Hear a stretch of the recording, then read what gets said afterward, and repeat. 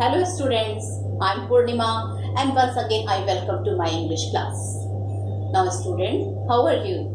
I hope you people are fine and of course studying at home, watching the videos and attending the online classes. Something new experience of life, isn't it? Well, now children, in today's video as usual I am going to start with a thought. So the thought for the day is failure is one step towards success. Never mind children if we are failures in the life. Ups and downs are a part of life. We cannot ignore them. We cannot run away from them.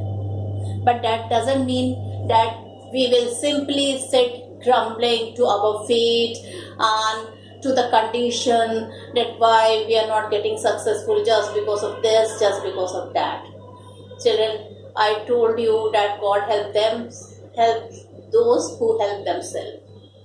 So children, if anybody is a failure in his life, first of all, we should not make fun of him. And then children, let's take that thing as it's a part of life and we should try to learn lesson from it. So children, here with these words, I continue my video and the chapter we were doing was chapter number 10 from your book Moment, and the name of the lesson is The Beggar. Is a Russian story as I told you, and the author is Anton Chekhov.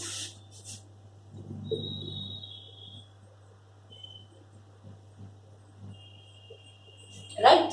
So he is a Russian writer, and children, in this story I told you yesterday, let me revise some of the main points of the story, then we will move ahead. So first of all, I would like to discuss the character of the play. The main character is here an advocate whose name is Sergei. The other character is Lashkov.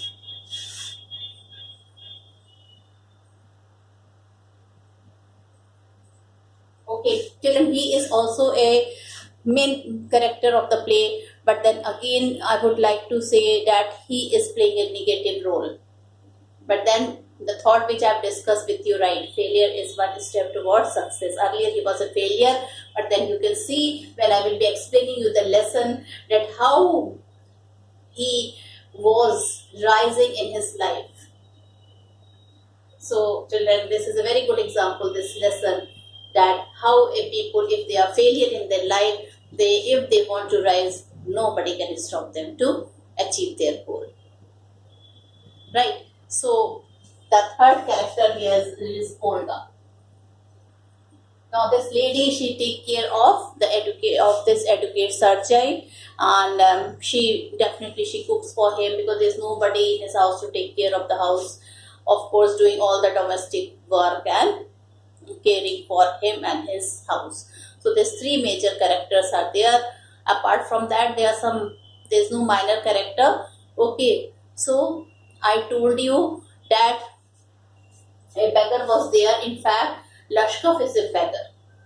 When Advocate Sergei, he was going somewhere, he was standing near him. Maybe it was a signal light of the road or whatever is the reason. He saw a person who was begging. And how he was begging, he was telling to everybody that he is a school teacher. For 8 years he had taught in the school, and now the school has kicked him off for some genuine reason, and now he has to beg.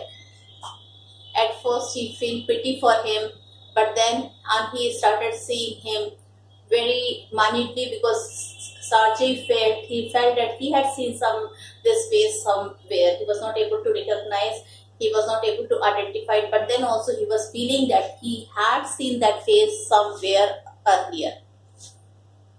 Now children, this fellow, he was begging, and Sergei, he came to near Sergei also, and he started asking for the money. When Sergei looked him very carefully, noted each and everything from head to toe.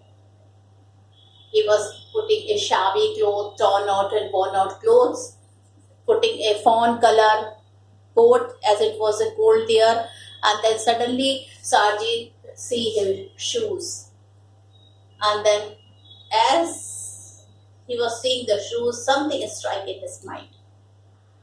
He remembers something. And children, what was that? Because one of the heel of the shoes a bit high and the other of the heel of the shoes was a bit low. When Sarji saw this, he started remembering something, and finally he remembered. What did he remember? The same person he saw him begging somewhere else in the road, SRIVASTAVA road, and that time he was telling that he is a student, and again he is kicked out from his college for some reason that I will be telling you when I will be explaining you the lesson, students.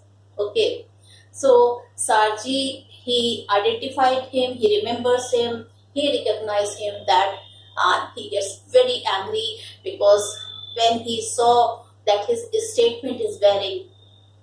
That day he was telling that he is a student and he has been kicked off from the school for some genuine reason, and today a student, he is telling that he was a school teacher, taught in a school for 8 years in somewhere in the government school, and he has been kicked out from some reason, for some genuine reason from the school.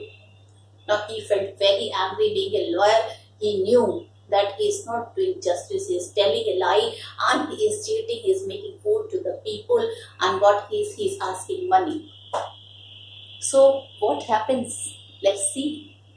Sarji goes to him and he wanted to talk to him. He asked him everything that I've explained to you yesterday in yesterday's video, and finally Sarji tells, see, you are telling a lie and I've identified you. At first he did not agree, but finally he also agreed that he has been telling lies. Sarji told him that he is going to call police, but then he started telling him, requesting him, pleading him not to call police. Sarji, he told, why don't you work? Instead of begging, why don't you work? So he told, nobody gives me work. And even Sarji offered him work also. He told, if you want a work, I can give you work. You come to my house and chop the woods. Now children, there was some reason that person, that fellow Lashkov, he finally agreed. Now he did not agree because he really needed money. He knew by begging he can get enough money so that the basic needs of his life can be fulfilled. But then he felt ashamed in front of Sarji. He thought if he will say, if he will deny, if he will refuse, what he will think. And finally he told, okay, because he told him that I am begging because nobody gives me a job, I don't have work. And Sarji here, he offers him some work. He told, come to my house and chop the tree. Children, at Russia, the heavy snowfall is there in winter season, and people, they put wood in their house to get themselves warm. Even the cooking was done in a wood at that time. So he needed someone who can help him to chop the tree, and as usual he was very busy. He was not having to do his household work. So that's why he was both needed in fact each other. But he agreed, Lashkov agreed because he was feeling ashamed. That's why he went with him. Well, he took him to his house. He called his a lady was there who was looking after all the domestic work, and that lady was an old lady. Okay, and he told him that just show him the place where woods are kept and he is going to chop the wood. The lady at first disliked him. She did not want anybody else to come in that house, but finally she cannot say no to his master. So finally she took him at the back of the house in the wooden shed where woods were kept, and she started giving him lots of wood, axe and all that thing which was so that he could start his work. In the meanwhile, there was a window, and here Sarji started looking at him and he felt that Olga is getting angry on him. Whatever was the reason, student, we don't know, but he felt that Olga is really very angry with Lashkov. Well, again he gave few rubles. Ruble is a Russian currency when he was going, and he called him again to do some work if he needed more money. Finally, he agreed. He comes again, and once again, Olga gets angry. She took him to the place where the wood was supposed to cut, and he came back. Now, children, one day, Sarjay told that he had to shift somewhere, and he wanted a help from Lashkov. He told, if you will help in carrying my things, we will give you some money. Now he finally agreed also because he needed some money. At the same time, Sarji was very much happy. He felt that he is really a hard-working person. It was his bad luck that he had to do begging for some time. So he told that we should help such type of person. And finally he told that if I will leave from here, and I will try to get you some job much better than this in some other place. Well, when he was leaving his house, he gave him a letter, and he told that if you will go to my friend's house, a person whom he knew, and he told he will give you next job. And definitely that job is much better than the job which you are doing in my house. Finally, they were separated. He did not know where Lashkov went, what he really did. Okay, no news of him for 2 years. One day, Sarji, he went to the theater just for his recreation. And he was able to recognize Lashkov in a nice cloth. Even he came to see the play in that theater. He was also standing in a queue to buy the tickets. Sarji was astonished. He was happy. He talked to him. He told him that he had got the job also. And Sarji told him good. At the same time, he made him realize that whatever he is, it is due to him. Then he told thank you. But at the same time, Lashkov told one thing to Sarji. He told that of course I am grateful to you, but at the same time I am much grateful to that lady Olga. So children, with this was the most important point of the story. Now let's see what Lashkov had to tell about Olga. So children, with this I am going to start explaining the lesson. Then, children, we were there in page number 62. Okay, and first and second paragraph I have completed.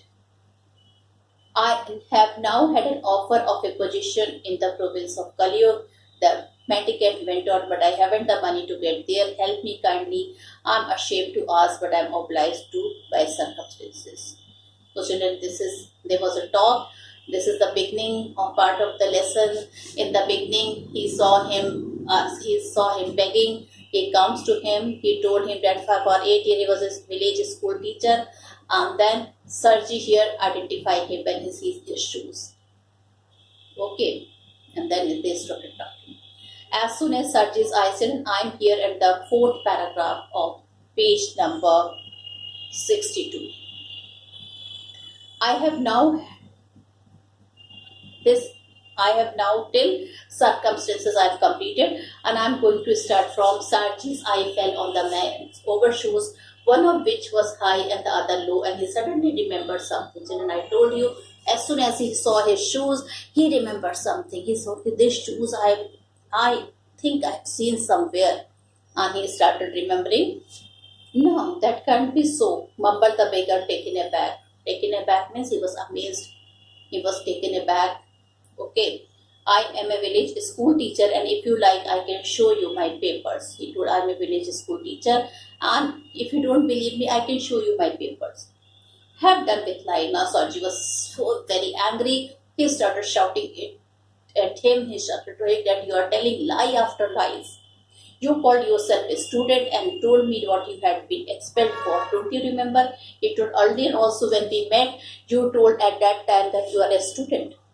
And why you had been expelled from the school, that also it was told by you.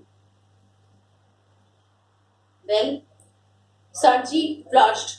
Children, flushed means he got very angry. He got very angry and turned from the ragged creature with an expression of disgust. Children, he was disgusted. He was disgusted. In fact, he was having a lot of hatred for Sarji, for this beggar, Lashkar. This is dishonesty, my dear sir, he cried angrily. This is swindling. I shall send the police for you. Damn you. Now, children, the meaning of swindling. Children, I have come here. I'm here in page number 63, the first line. Okay, this is dishonesty, my dear sir. Now, children, Sarji was so angry. He was so irritated. He was not able to bear that he is telling lie after lie, and he is telling this is swindling. So, the meaning of swindling is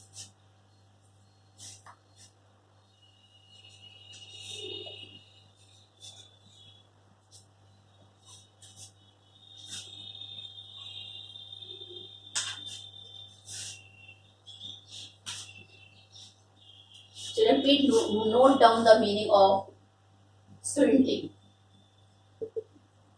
Means deceiving. So children, here swindling means deceiving. Okay. So he is telling this is swindling. I shall send the police for you. Damn you. He said, okay, I will definitely call police for you. And children, damn you is a type of abuse, general abuse. When the people are angry, they use such type of foul language. What is the meaning of foul language? An abusive language, a bad language. Sir, he said, laying his hand on his heart, the fact is, I was lying. I am neither a student nor a school teacher. Children, when he came to know that he had identified him, and in fact he told him that he would call a police, he was a bit frightened. He told him, sir, I am neither a student nor a school teacher. All that was fiction. Children, meaning of fiction, right? Meaning of fiction is imagination.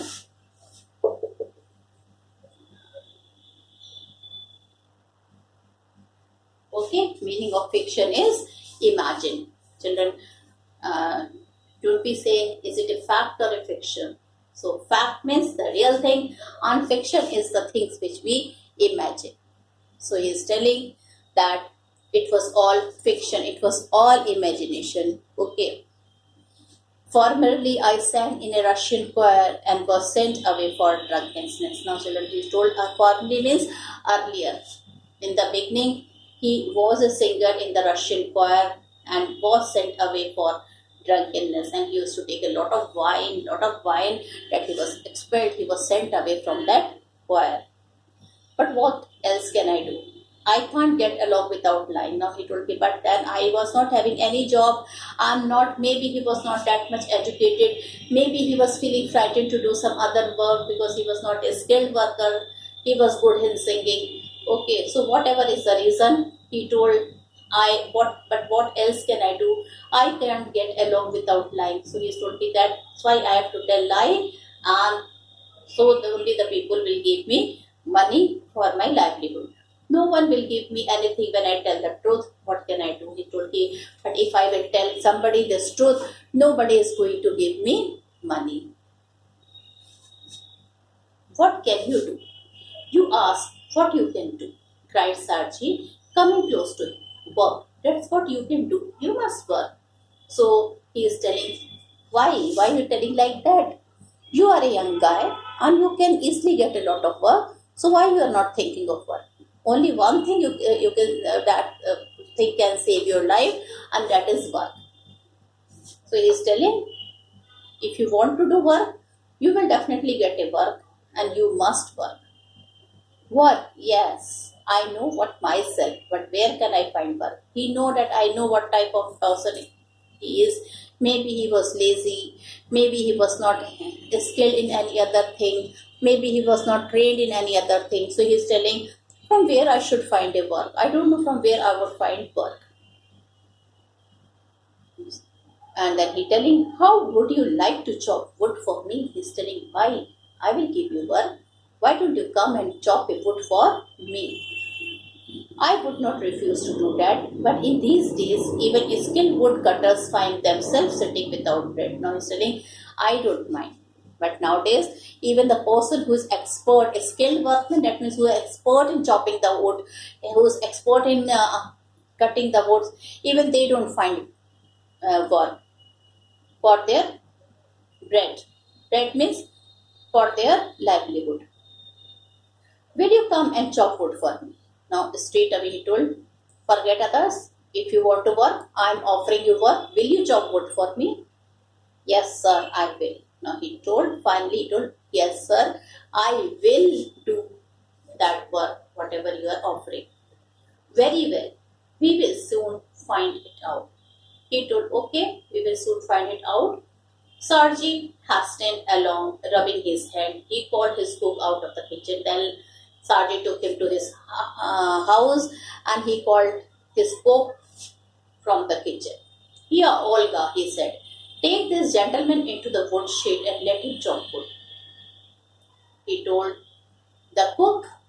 cook, Olga, and he told, this is the gentleman which will help in chopping wood for us. So take him to the place where the wood can be chopped. The scarecrow of a beggar shrugged his shoulders as if in perplexity and went irresolutely after the cook. Now children, perplexity means confusion. He was very much confused and he went after the cook. It was obvious from his gait that he had not consented to go and chop wood. Now children, obvious means clear.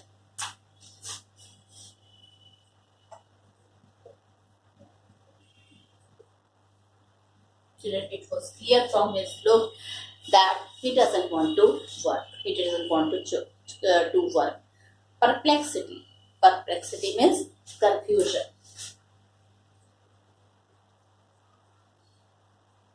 Please write, children, confusion. So he is, children, confused. All right. He is confused and he is asking, he is telling that he is confused whether he can do work or not, and went irresolutely after the cook. Children, he doesn't even want to work, but he had to go since he told him, and he went towards after the cook, and it was obvious from his gait. Gait means G-A-T-E. I'm not asking about that gait, G-A-T-E. I'm asking about gait, G-A-I-T. That means walk. So he walked that he had not consented. Consented means agreed to go and chop wood because he was hungry and wanted work, but simply from pride and shame and because he had been trapped by his own words. And this is a very important line. Okay. So he did not went to work because he was hungry, because he was dying, because he was starving. He went for a work. Why?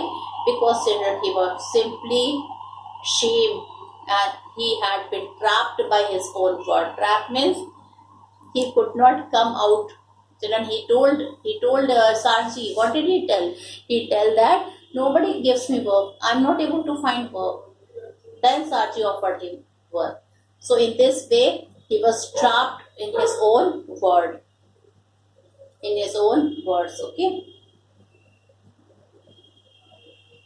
It was obvious too that his strength had been undermined by vodka and that he was unhealthy and did not feel the slightest inclination for toil.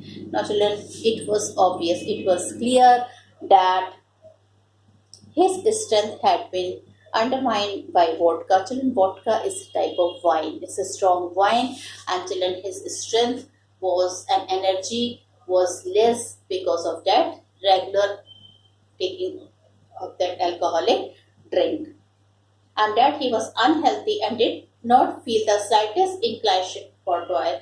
And children, definitely taking so much wine every day, and that too wine like vodka, a strong wine, he He was not feeling much energetic. He did not feel that he should toil hard. Toil means work hard. He was not inclined. He did not want to go and work hard. Sarji hurried into the dining room. From its window, one could see the woodshed and everything that went on in the yard. Now, children, Sarji purposely went to his drawing room, and from where he can see everything. Everything means he cannot hear, but he could watch each and everything what is going on at the backyard. He started watching. Standing at the window, Sarji saw the cook and the beggar come out into the yard by the back door and make their way across the dirty snow to the shed. Now, children, there was a snowfall. It was winter time, and children, what he had seen Sarji and the cook. They are making their way at the backyard where there was a snow. Olga glared wrathfully. Wrathfully means she was full of anger at her companion. Shoved him aside with her elbow. Shoved him, pushed from elbow. So, what did Olga did? She just shoved him aside from her elbow, unlocked the shade, and angrily banged the door. She unlocked the shade, and children, she was so angry. Maybe she was working and she was called to teach him and show him where was the wood was there, how to chop, where to chop. Okay, so she was a bit annoyed, and just to show her anger, she banged the door so loudly.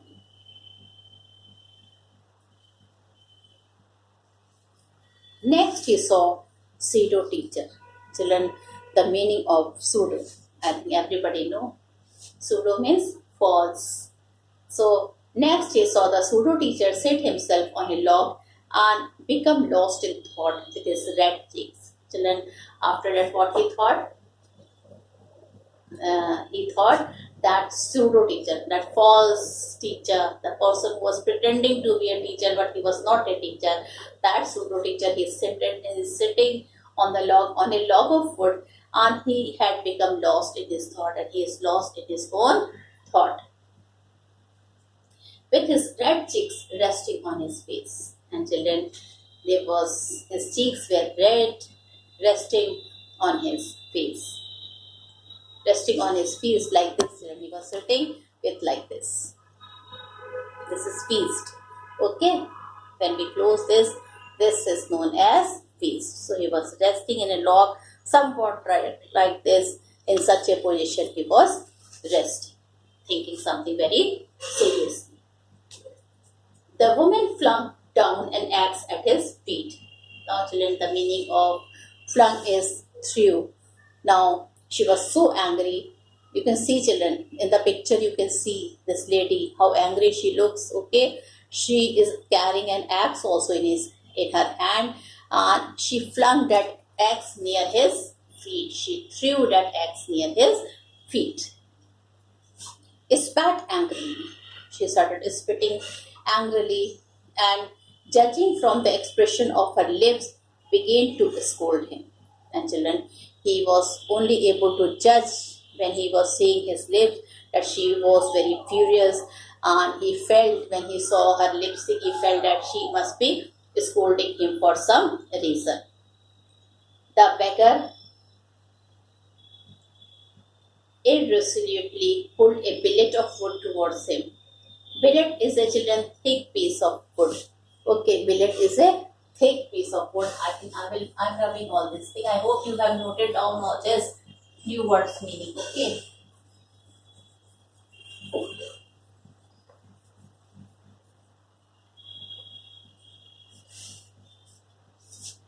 So, children, billet is a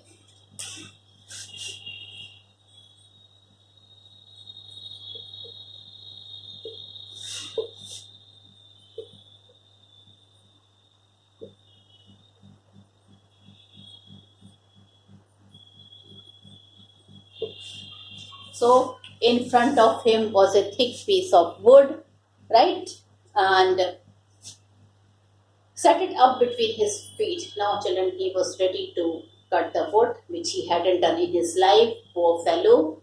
That was the reason I think Olga was getting angry, because she must be giving him some tips how to chop the wood, and poor fellow, he had just kept him between his feet and tapped it feebly with the axe. Now, children, axe, you can see she is carrying, and feebly means in a very weakly, that instead of cutting it with strong hand, he was just feebly, weakly, he was tapping the wood so that it could be cut. The billet wavered and fell down. Finally, the billet, children, it wavered and fell down. The beggar again pulled it to him, blew on his freezing hands, and tapped it with his axe cautiously, as if afraid of hitting his overshoe or of cutting off his finger. Now, children, again very carefully he started cutting. Maybe he was feeling afraid that suppose if it falls on his shoes or cutting off his finger, the stick of wood again fell to the ground. Again he was not able to chop it and it fell to the ground. Now, children, in my next video, I will tell you what happened. Was he able to chop the wood or not? Who helped him? What happened to him? Okay, this all I will discuss in my next video. So, that's all for today. Thank you and have a nice day ahead.